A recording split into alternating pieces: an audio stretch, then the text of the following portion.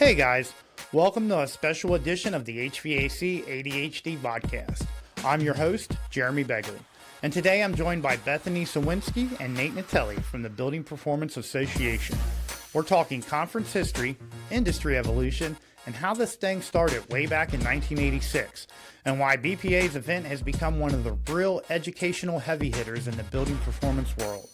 We also get into something I'm fired up about right now, and that's the growing collusion of HVAC, home performance, electrification, and real business opportunities.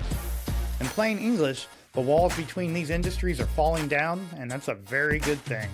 So if you've ever wondered where the conference comes from, why it matters, and why HVAC contractors ought to pay attention, this one is for you. Let's roll. Hey guys, welcome to a special edition of the HVAC ADHD vodcast. I'm your host, Jeremy Begley. I'm here today with Bethany Sowinski and Nate Natale of the BPA Building Performance Association. We're going to talk a little bit about the upcoming conference and the history of it, how I got involved, how they got involved, and a bunch of good stuff. So I'll let them introduce themselves and then we'll jump into it. Bethany, take it away. Hi everyone, I'm Bethany Sowinski. I'm Director of Education and Events with the Building Performance Association. I'm Nate Natale. I'm the Chief Operating Officer at the Building Performance Association. Good to be with you, Jeremy. Hey, good to have you both. So tell me a little bit about each of you, how you got involved with the organization, how long you've been there, what your history is with it. Just take us through it. Like what do you know that we don't know? I could start since I've been here just a little bit longer than Bethany. She was my very first hire and has been with me ever since. I've been here just over 15 years. I was in education, adult ed. I was a teacher, got into adult education, got into association work around professional development for adult learners. And the organization I was with just didn't really align with a lot of my sort of values and just what I wanted to be doing. In general, I'd never heard of home performance at all, even though this conference started in my backyard, almost quite literally up over the hill. And came across this job, basically coming in to support the person who was doing what Bethany does now, and just sort of worked my way up. We had a bunch of different turnover. Our organization has changed names. We're now on our third iteration since Bethany and I have been here. ACI, Affordable Comfort, to the Home Performance Coalition, and now the Building Performance Association. So we've seen a lot of change and in the industry as well as in our association organizations. And well, except for us, we've been here through a whole bunch. So yeah, it's a little bit about how I got here. And Bethany? Yeah, kind of similarly to Nate, I wasn't aware of the industry too much, but I had been working towards a sustainability degree, and there was a lot of overlap in what we were learning at my program and energy efficiency and energy reduction efforts. So when I first started, I learned a whole lot about the industry. It was first based in Pittsburgh here, which is where I got my degree, my sustainability degree. But now we're a national company, national organization. So we have folks all over the country, not just here in Pittsburgh. So good to be here. And what, just so the audience knows, what was the first year the conference actually happened? Like when did it was first ACI, right? That was the first name of it. And what was the first year the ACI conference was put on? Yeah, that was the Affordable Comfort Conference. So it was a conference before ACI. ACI was the organization that formed just 10 years later or so. But yeah, it was 1986 was the first year. So this is our 40th anniversary this year. 40th. And you guys got involved in what year, roughly?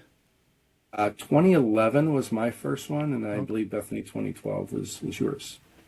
Correct, yep. Yeah. And by that time, were they calling it ACI? Yes. Yeah. Yeah, yeah. Okay, so 2012, that's the first time I ever attended the conference.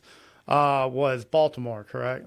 That was a Baltimore conference. Yeah, and it was Yeah, and I never knew, like, I was in the industry, but I did not know about the conference until I got on Twitter and I was interacting with, other people. And actually what got me out there was Peter Trost from Energy Circle was doing a roundtable on marketing, and him and I had interacted on Twitter. We had never met. That's the first time we ever met in real life too, was at that conference as well, but we had never met.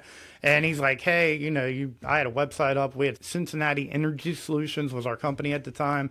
And he said, hey, why don't you pretty good at marketing. You're on Twitter all the time. Why don't you come out here and talk about it? And then, so I ended up attending and presenting the very first time I ever even knew the thing existed. So it was quite the experience for me.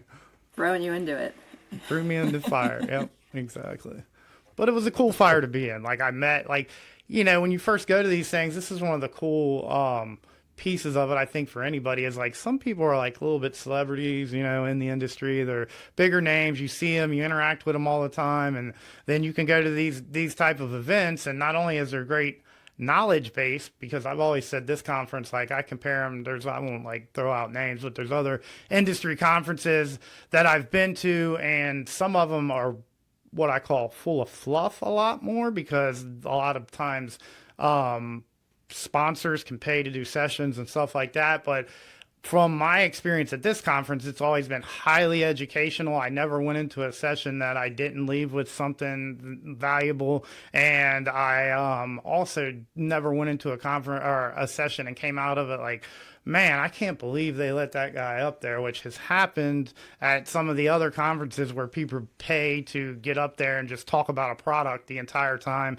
instead of bringing any real knowledge. So I do value that about the way that this actual conference is ran. So take us, do you guys know, like, from the transition, like, when did it stop being affordable comfort? When did it become ACI? When did it become BPA? What prompted those name changes? Like, you guys have any insight into, like, that little bit of history there? Yeah, for sure. So when ACI became the Home Performance Coalition, basically our industry had all of the different pieces of traditional trade or industry association as separate entities. You had BPI, you had, doing credentials. You had ACI doing, conference and education. You had Home Energy Magazine. You had even NHPC, which is who we merged with, which was a sort of advocacy group. And that's kind of evolved into our advocacy work that we do now, including their founder as our chief policy officer. So there's just a big hunger is pushed, by funders, really, like, hey, we can't give all y'all money all the time. Like, it would be better if you came together with one ask. So the NHPC transition around 2016 would have been the first one. And then in 2019, we became Building Performance Association. And additionally, I neglected to mention efficiency first. Which some of your listeners might remember. I was on the board for a while there. Yeah, that is a good one to bring up for sure. They were straight policy, but it definitely played into everything for sure. Yeah, right, and that came up around a particular piece of legislation that was going to be sort of groundbreaking for the industry that fell a little bit short, but that was the piece, and I think that led into some of the things we've been working on recently, but. Again, the BPA move was to try to bring more of these organizations in. So we ended up acquiring the assets of Efficiency First, as well as the magazine. And so it's all come together for the most part. So you were saying that you brought it all the assets under one umbrella. That is interesting. I don't even think I realized. So BPI is also part of BPA now. So is that what you were saying? You were not saying that. Okay. They're the one. Tell us the sort of the hierarchy of how that's all set up. Yeah, so we have publication, which has sort of become our, an e-version of what Home Energy Magazine was. Sort of, but more timely. That was more of a periodical type publication. We have a big advocacy policy side of our organization now, which was the NHPC part. Obviously, the member component is what Efficiency First did. So we have all of those pieces under Building Performance Association, including the education and conference work that ACI, started. And then BPI remains separate, with the credentials and such. So we sort of have that firewall, which is probably a good thing. We align really well, and they're great to work with and provide their CEUs at all of our events and that sort of thing. So, yeah, that's where we are now. So so we sort of talked about where the conference came from, and it continues to evolve. So how do you guys see it fitting into today's world, today's landscape, the industry landscape, interacting with, the new construction world and everything else? Like how does BPA fit in today? Yeah, I mean, I think we keep evolving. This was our history, and I think will be our future, to adapt to what the contractors need and want. And, we focus mostly on existing residential buildings, with some multifamily in there as well, and small commercial. And I think it's probably, you mentioned that your first conference was in 2012, talking about marketing. And if you look back at that session, what you talked about that you needed to know about marketing then is probably completely different than the marketing landscape now. And, we're bringing in more discussions of AI and how that can impact the industry and businesses and operational efficiency and things like that. And then also, just different diagnostic equipment that has been developed that, you can learn more about, and things like virtual audits and, all the changes that you just need to know, workforce issues that continue to change as we need to bring more people, into the trades and educate people about the industry that exists and the importance of, house as a system within other trades. Like you said, getting to know the HVAC industry and the home performance industry, building performance industry, and how they can overlap and intersect to kind of both bring more to the forefront and help people run their businesses a little bit better. Yeah, absolutely. And you bring up our conversation earlier about the HVAC industry. I do feel like this is the time for the HVAC industry and home performance to sort of come together in a way that they never have before. There's a lot of new interest from the HVAC side, from the younger technicians that are really getting into the what we call the geeking out side of HVAC, where they're really trying to understand what they're doing in a way that techs didn't before. And the owners are sort of like from our generation now a little bit. There's a little bit of aging out going on. So they're allowing a little more leeway for these younger guys to sort of explore some of this stuff instead of just turn and burn boxes all the time. And I think the public's demanding it a little bit more now. We have a more educated public with the internet and AI the way it is. Like, you could ask AI anything, and whether it's right, wrong, or otherwise, you're going to have 10 things to say to somebody when they walk in your house. So like these guys really got to be up on what is right and what's wrong, because if not, they're going to have a hard time having conversations with some of these homeowners. So I think like all that stuff, and we talked about private equity now has more eyes and more money on HVAC, so they're looking for new ways to grow those revenue streams there too that are inside the HVAC industry. So all that stuff plays well for home performance, and it has a lot of the younger HVAC eyes on home performance. And I think that this conference really is going to bloom in the next few years and grow into sort of, a secondary housing for the HVAC guys. They have some of their own conferences, and they have the HVAC school building, let me say this right, HVAC school training symposium that Brian Orr puts on every year. That is sort of like I always liken it to sort of like Joe Stiebrick's building science camp for the HVAC industry. It's a high-end conference with a nice trade show and stuff like that, but they don't have the history or the ability as far as like reach and funding and stuff that you guys do to be able to really put on the type of education, pure home performance with HVAC built into it, training symposiums that, or training sessions, I should say, that the BPA, ACI, that conference has been able to bring over the years. So I'm really excited for the future of this particular conference. You know that I'm sorry, Bethany, did I interrupt you? No, go ahead. Oh, yeah, the HVAC contracting business, nut, if you will, is like one we've been trying to crack for quite a while.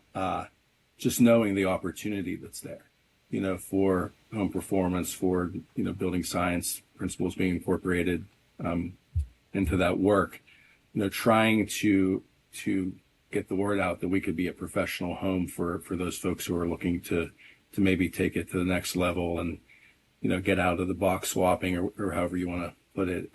It's been a challenge because, just to penetrate that space it's tough. So we love being on here. We love being able to talk about it. We're at a time too where we're sort of doubling down a bit on letting our traditional contractor base, which are the home performance contracting businesses, which, just making sure they know that their professional home is at our conference. Quick shout out to the 2026 National Home Performance Conference and Trade Show from the Building Performance Association. If you're into HVAC, building science, electrification, or home performance, this is one of the best places in the country to see what's actually happening in the industry. HVAC ADHD listeners can get $250 off the registration using our code.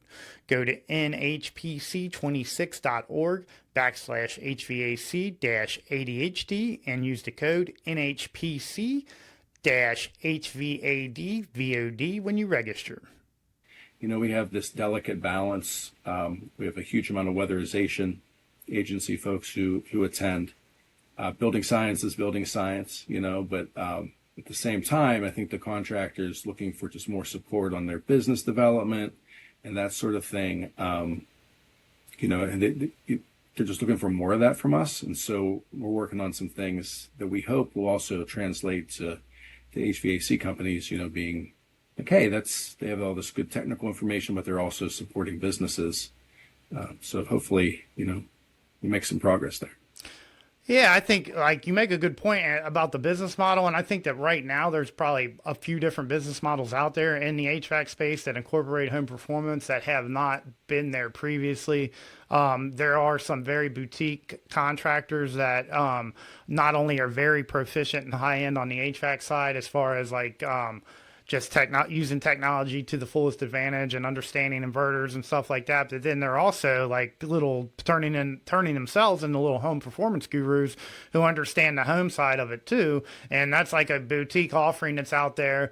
Then you have the HVAC company that has added the guy that I just described is usually one guy that is doing very specific services for people under his own umbrella, and they maybe are a little science project-y type projects, but nonetheless very, very high-end, high-performance projects that may not go on in a typical my air's out situation. These are people that want their house to work a certain way, and they're paying somebody to come in and make that happen for them.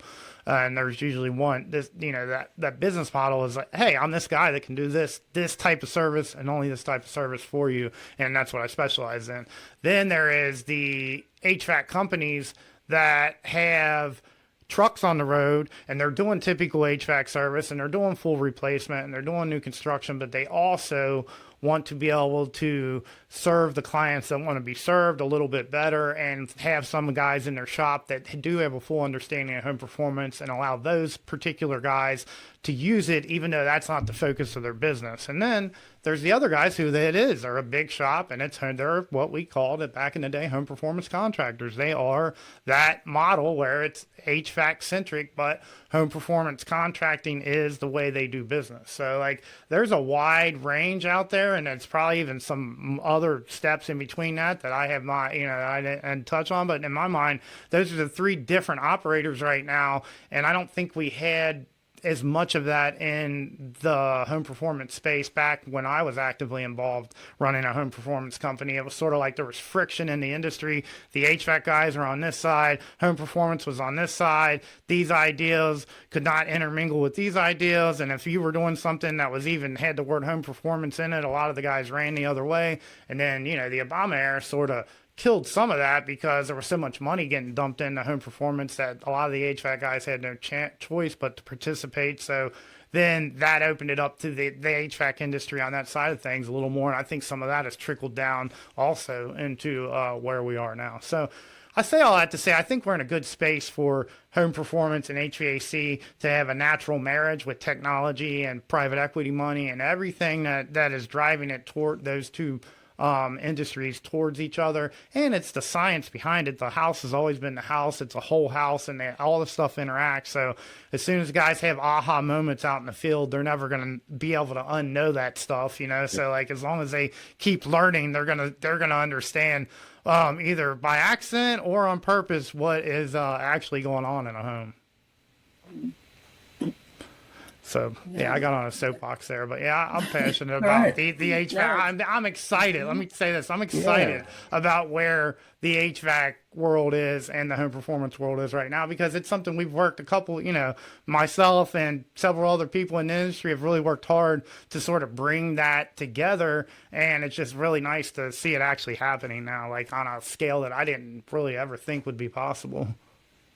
For sure. And, when we look at what we think of our most successful contractors, a lot of them, like in our orbit, if you will, they are HVAC contractors who've incorporated the whole house approach. And so we see that model, and you mentioned that it was like the third option, or when you were talking. Like that's the ideal, because you're in the homes, you have service agreements, you're trusted. It's just ideal. You have the business infrastructure, and then this opportunity, the whole house opportunity, allows for new business lines, and then we've seen some companies like Halco in upstate New York. They're just start out HVAC, and they do everything you can possibly imagine, all of it based in the whole house approach, every renewable, every service you can think of in a house. And companies like that are a great model, and we just need the opportunity to put those in front of more HVAC businesses. I think that type of company is going to become more organic. I really do. Like, it used to be like, hey, that's the standout. Halco's a standout. Everybody uses them for the example of what you can do with HVAC and home performance, and those guys have owned it in a way that not a lot of HVAC companies chose to do. And I think that now, with the interest that we have from the ground up, you're just going to see companies that get started, they're just going to be that. And then the one thing we haven't talked about is like the heat pump and the electrification side of it. Like, that push in itself lends itself to home performance, because my God, if you're putting a heat pump on a bad house, I feel sorry for the rest of your existence owning that customer, because it's going to be a bad time. So there's just a lot of great stuff pushing it that way right now. And I think, this conference is just one piece that can really serve this industry in a way that it maybe hasn't before. Yeah, and I think what's great about the conference and some of the sessions is that some of the sessions are led by contractors who are really open about sharing their journeys of adding business lines, what's failed. So like, when they made mistakes, maybe they should have done something differently, so that somebody else can learn from what they experienced. And it's not really, they don't hold too many cards close to their chest, so to speak. They're open with sharing what's worked and what hasn't. It's, just trying to help everyone else succeed too. And so it's a really great opportunity to hear, what Halco did that worked, and they'll tell you what didn't, and maybe have some shared commiseration over some failures. But it's kind of refreshing that the contractors are so open and talking about that in their business models. It's super important for the growth of other companies to hear that stuff from those guys firsthand. Like, there's no better lesson than what somebody else did and why it worked or why it didn't work. And if people are willing to share that, then that is a gold that you cannot get just out in the street talking to somebody, or, you know, even from your own experience, sometimes somebody's going to went through something slightly different than the way you went through it. And you might have a little aha moment of your own where you're like, wow, I never thought about doing it that way. And that might work. And we're going to go back and fix that. So yeah, I agree. Like that is one of the awesome things about having this type of conference led by contractors that can get up there and share their real world experiences and knowledges for sure. All right. Well, we're running up on our time. So you got any parting thoughts? I usually in my sessions, I say, hey, if the world ended today and you had to leave behind one piece of advice for people who are restarting society, what would you paint on the wall? So I'll throw that out there to you guys. It could be home performance. It could be your own personal philosophy. It could be anything, but I've never ended a session without asking that question. So I'm going to throw it out there for you as well. Yeah, that's a tough one. I'd say, you know, we've learned a lot of things post-COVID, but being able to gather people together is a huge gift for us now.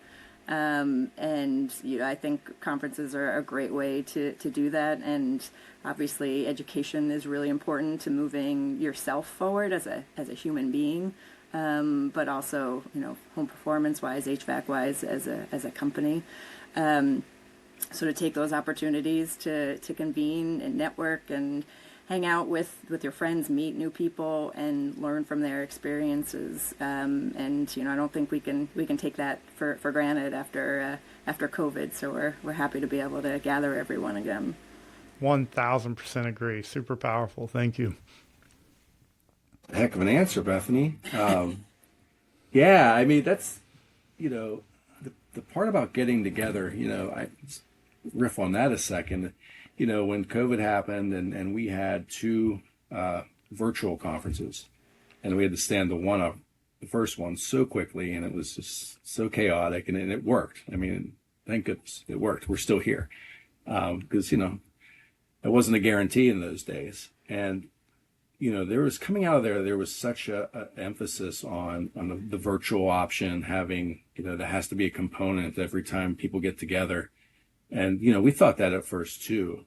And then we started to realize that, man, people just need to get together. It's instinctual, you know. Yep. We crave community, we crave camaraderie. So in the business of gathering people, that's gonna not go away. And in fact, we've come to realize that even a virtual component to something in person sort of pulls away from both. You know, it pulls. There is a place for virtual learning. I'm a big proponent of it, but I think those things are best when they're their own things. You know, so it's so great to be able to be a convener. We love that part of our jobs. And also, you know, if I'm going to restart society, I'm going to being from Pittsburgh. I'm going to riff on Mr. Rogers a little bit and talk about the three things that are, you know, lead to success: kindness, kindness, and kindness. 100%. Love it. All right. Thank you, guys. We're going to try to roll this episode out here very shortly. In the next few days, we're going to edit it down and then get it out bottom of this week, top of next week. So I'm excited to get it out there in front of people. And I thank you both very much for joining us today and telling everybody the history of the conference. And hopefully we can get some more people attending. Thank awesome. You. And Jeremy, we didn't get an opportunity to talk about your session that you'll be doing at the conference. If you would like to discuss that, and we'll also be having some podcast sessions just like this. So kind of like a modern day fireside chat where you can be live in the room with others when they're doing their podcasts. So true. We should have brought that stuff up. Yeah. So I'm doing first off, the podcast thing is huge. I love it. This is like one of my favorite things that you guys are doing. So other conferences have done it. It's not like a new concept, but it is awesome that you guys are being able to incorporate it into your conference. And I'm excited to have HVAC ADHD Vodcast be one of the inaugural podcasters. And we are the session I'm trying to do for that. I need to get it together, but I'm trying to get one attendee that HVAC contractor that has went to the conference for a long time, and then someone who's new to sit down and sort of talk like, what do you want out of the conference? What do you usually get out of it? Back and forth like that. So from an HVAC pure HVAC perspective. So that's what we're trying to do for the podcast session. If you guys have any guests that you would want to throw my way that you're like, hey, these people are attending, they might be great, I'd appreciate it. I'm trying to wrangle up a few people that'll be there for that conversation. The session that I'm doing is permanent load reduction, the hidden driver of HVAC sales. And this is based on, we have a training that we do. It's an 8-hour training. It's called permanent load reduction through the eyes of conduit tech, or through the eyes of LiDAR technology. If you're using Ampli or something like that, I've always used conduit tech. I'm super friendly with those guys and helped them a little bit in the beginning. So we sort of branded with that, but there's other softwares coming online. There's one called Ampli. There's one called CoolCalcs it's been around for a while as an online software, but they're adding LiDAR to that, I heard. So like there's a few of them now that have the technology available, but the ideal is to be able to use as we talked about a little earlier, to be able to use the load calculation as a roadmap to create exposing thermal deficiency of the home, and then being able to add those into your pure cells if you want to, or make a commission off of having somebody else come back and do the measures, and then B, being able to drive your own sales and your own KPIs from a general sense, using the home performance KPIs as drivers for those. And so that's really the main part of the conversation, is like, how does that affect the business that you already do? Like, if you start doing these things, how does it help this business that you already have? How does it amplify that? And how does it help you make more money with the stuff that you already have? So that's really like what we're trying to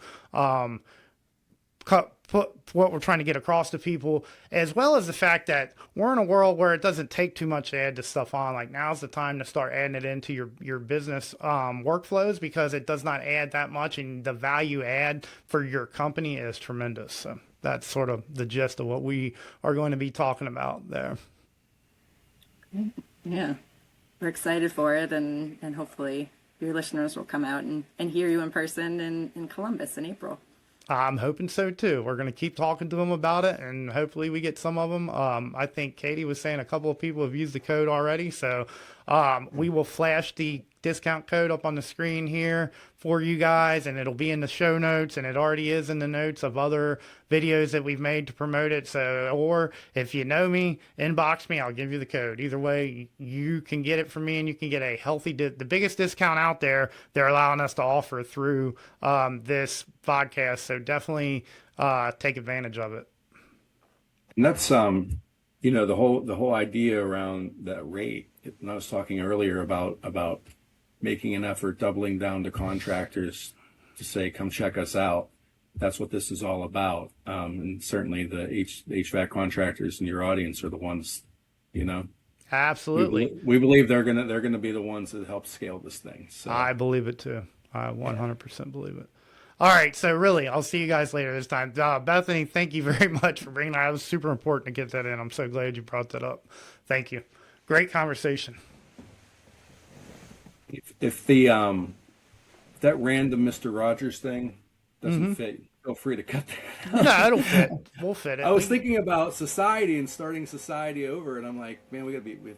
Yeah, no, it's awesome, man. That's why we do it. Like, everybody's advice is counts and is great. We've had, like, if you go back and listen to some of the podcasts, like, people say some cool stuff when you put them on the spot like that. So yeah, it's a pretty cool little concept. We didn't get to talk about how we were in a fantasy football league together one time. We were. The one with Peter and all those guys. Yeah. It went on for a few years. I mean, we did that thing for a while, and then I don't know what happened. It fell apart, I guess. Yeah. But yeah, that was good times, though, back then. Yeah. The industry was a different place at that time. Mm-hmm.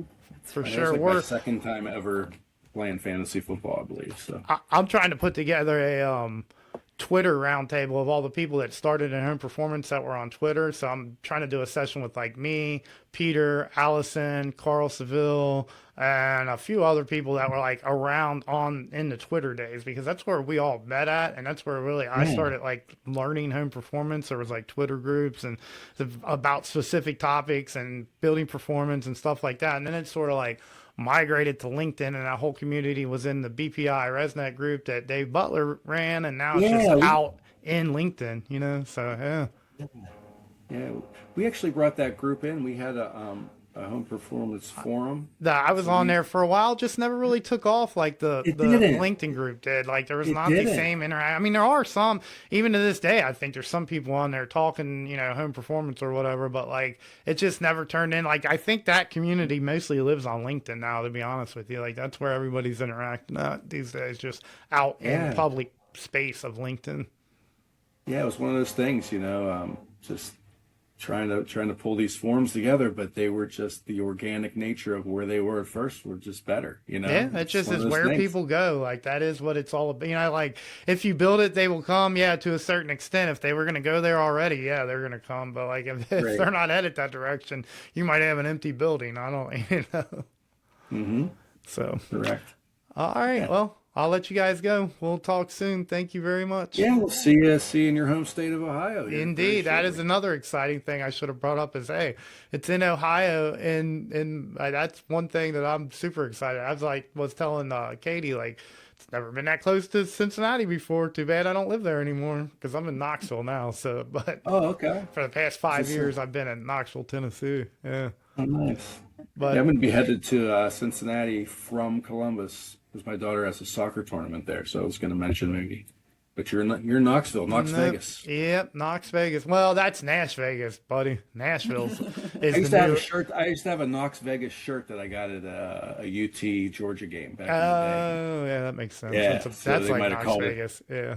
Yeah, for a minute. But like Nashville, they're getting ready to get a spear. I saw that. A baby spear. They're like really Through trying to be Nashville. Vegas. It's like, now they need gambling and it'll be all there.